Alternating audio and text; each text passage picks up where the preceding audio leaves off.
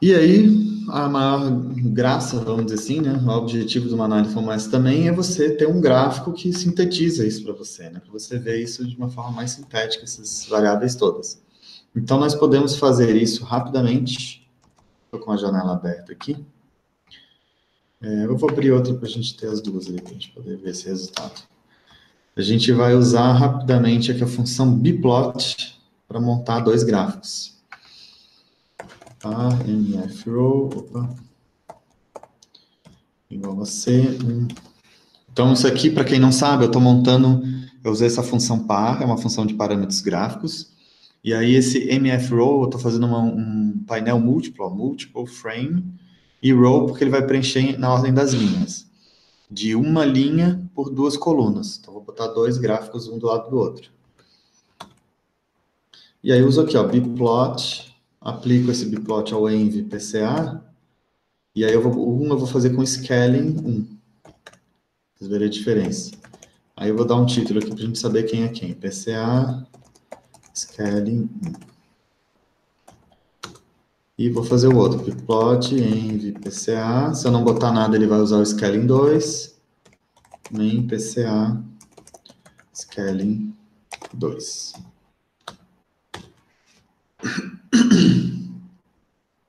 Vou botar aqui o... Ó.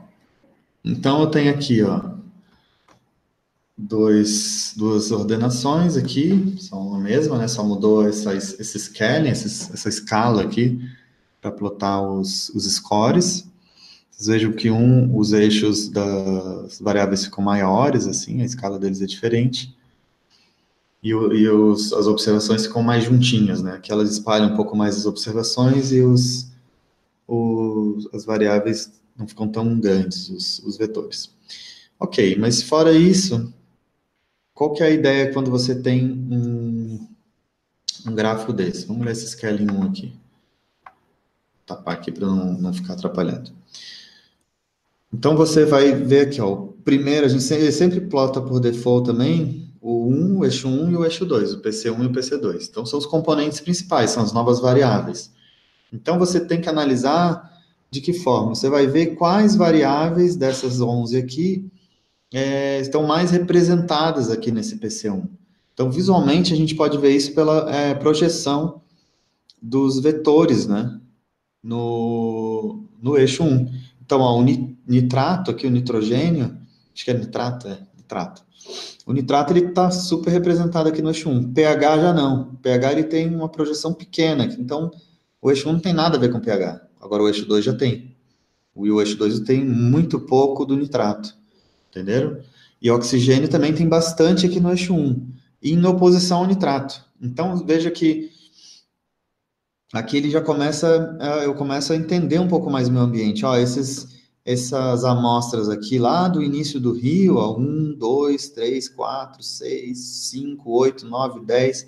Essas aqui de cima também, ó, é uma região muito oxigenada, tem bastante oxigênio, tem poucos nutrientes, ó, os nutrientes estão todos para o outro lado, ó. É a região mais alta, ó, a altitude está aqui para esse lado também, maior declividade, o PEN é a declividade, então é uma região íngreme, é a região lá de cima do rio, no alto do morro, com mais oxigênio. Tem poucos nutrientes, amônio, fosfato, está todo mundo para o lado de cá.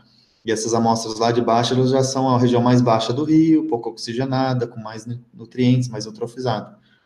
E aí a gente pode começar a associar aqui com o nosso cluster aqui, ó, das espécies. E aí você começa a ver, olha só, essas espécies todas aqui, ó, aí você pode voltar lá na sua matriz de espécies e ver quem são, que estão presentes mais nessas amostras.